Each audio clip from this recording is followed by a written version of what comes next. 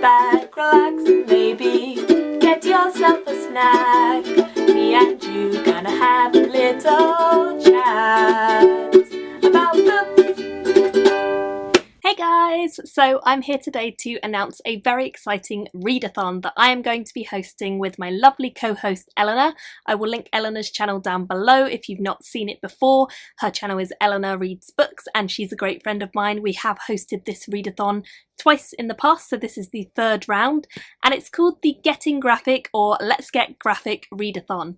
We love graphic novels, Eleanor and I, but we tend to find that we kind of put them to the side in favour of reading new novels because those are the things that you can talk about a bit easier, they're longer, there's more substance sometimes.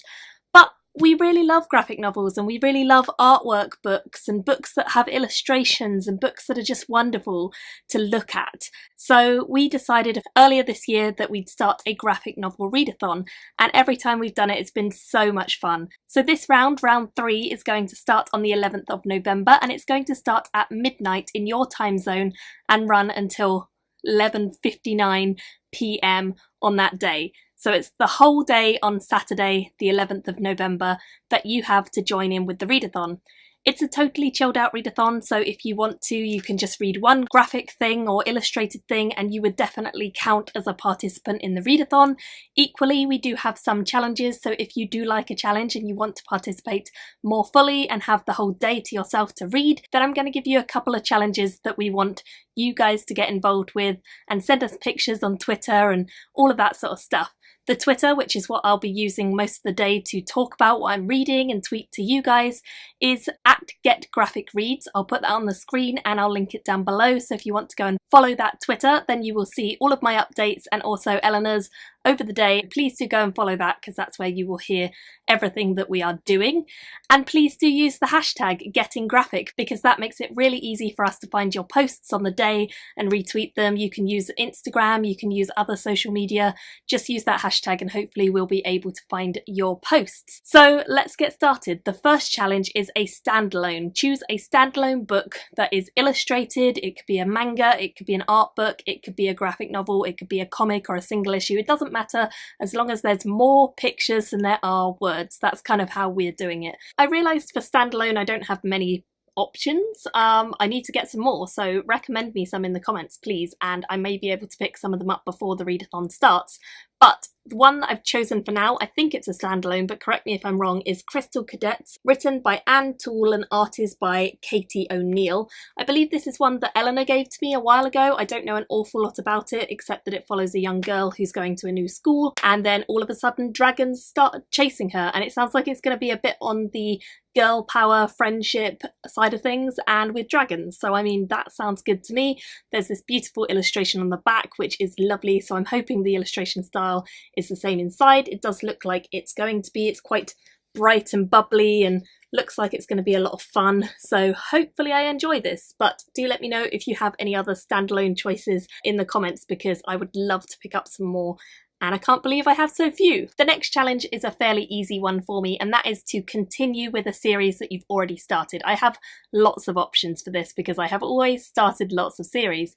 One of the ones that I may well pick up before the readathon is Monstrous Volume 2. I haven't got around to picking this one up yet, but I definitely intend to, so hopefully I will get that before the readathon comes and then I can read it as part of it. And I've got a couple of other options, the first of those being this beautiful one, Porcelain Ivory Tower by Benjamin Reed and Chris Wildgoose. This is volume 3 in that series.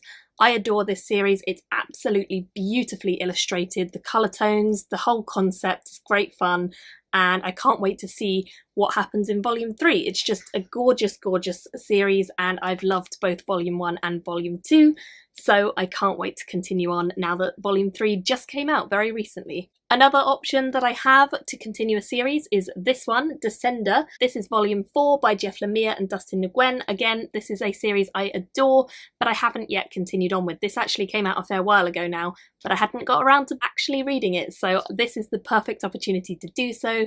The artwork in this is always adorable and stunning. It's just so gorgeous. It's created with watercolour, which I love, and I just can't wait to see where the story is going to, because it follows this young boy called Tim21 who is a robot, and he's just trying to find his family, but he gets mixed up in all sorts of the world's politics. It's just a gorgeously put together story, and so far it's been fascinating and great, so I can't wait to carry on with this at some point during the day too. And then another series that I have that I could continue on with is this one, which is Death Note. This is volume 3 by Sugami Opa and Takeshi Obata. I'm so bad at pronouncing these names, so I apologise. This is a really interesting, crazy, kind of mad story about a guy who finds a book, and when he writes names in it, he can kill people. There's a lot more to it than that. It's pretty interesting and mad and batty and crazy by the point that this one starts, so I'm looking forward to reading more. This one is a black and white one. It's told in manga form, so you read it back to front instead of front to back. And I'm really excited to continue on with the series because I've been reading these every Getting Graphic so far and really enjoying them, so hoping I can get through this one as well. The next challenge is a new to you author or a new to you series. So for this one I've chosen this book, which is Grant Morrison's 18 Days. Again, I think this might be one that Eleanor gave to me when she was getting rid of it. It's volume 1 and it's called War Begins, and I love the cover of this one, but I have absolutely no idea what it's really about. The artwork looks pretty good though. I like this style of artwork, and it's a version of the Mahabharata, and it's kind of a reimagining of the mythos of that story. And the final challenge, we thought it would be nice to tie in with Nonfiction November. That's what we're doing, and we're giving you the chance to read a nonfiction graphic novel. And this is a little bit harder, so I will say that if you have nonfiction art books or illustrated, like heavily illustrated books, they totally count for this too. I picked up quite a few books recently, and they all have one theme, and that is kind of the Harry Potter world. So the first one is Inside the Magic, The Making of Fantastic Beasts, which is written by Ian Nathan. This is a very picture-based book, lots of pictures throughout the entire thing. There are words, but it's definitely heavier on the pictures than it is on the words, so this counts. Or at least I'm counting it, and I'm making the rules, so it's gonna count. It is a non-fiction book. It's all about the behind the scenes, the special effects, sort of how they set everything up. I've read a couple of these sort of behind the scenes Harry Potter books in the past and loved them, so I can't wait to go back to the Fantastic Beasts world now and see how they did all the special effects for that, because I loved the special effects in that film so much, so very much looking forward to reading this. The next choice that I have is this one, Harry Potter Magical Places from the Film, which is by Jodie Revenson. This one is all about the places and how they made the places, where they were set if they were in the real world, and sort of just a little bit of information about each of the major places, so like Platform 9 3/4 and so on and so forth. So I'm again looking forward to reading this. I just love these books, and this is the perfect opportunity for me to actually get around to reading them. The other Harry Potter option I have is the Character Vault, which again is similar theme, but this one's about the characters from the world. It's by the same author, Jodie Revenson. She does quite a lot of these books, I believe. Really enjoy the way that she writes about the world, so very much looking forward to both of them. And then the final option that I have, also Harry Potter themed, is this one, Harry Potter, A History of Magic. I believe this is actually a collection of different people, different contributors, and it's to do with the exhibition that's currently on in the British Library up in London. I went there the other day with a group of booktubers when we were doing a book crawl around London, and we didn't go into the actual exhibition. I still really want to go and visit it, but we went into the gift shop and I saw this book and it was stunning and I just could not resist buying it. So I did, and this is a non-fiction look at the history of our world, the magical history of our world, and how it ties in with the magic and the mystery of Harry Potter and that universe that J.K. Rowling created. So it's definitely a mix of mythical and, I suppose, real. If you want to say magic in our world was real, then it is a mix of that. It's not only about Harry Potter, it does have sort of really interesting tidbits about our world and the magic of it. It sounds like it's going to be fascinating and really cool, so I can't wait to sort of get into it and find out a bit more about the history of the magic and the world.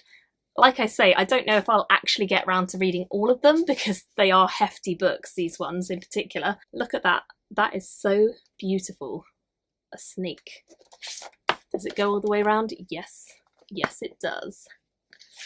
It's gorgeous, and that will definitely fulfill my final challenge if I get through any or all of those. That is a lot of books. I'm very aware I won't get through them all unless I do a massive 24-hour sprint, so please do come and support me on the Twitter. I'm going to be trying my best to stay up for as long as possible during that 24 hours.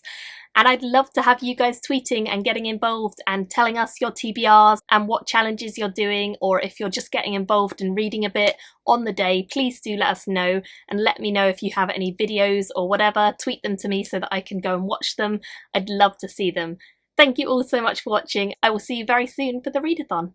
Bye guys! Thank you for watching my video today. Go pick up a book, then come back and chat with me again.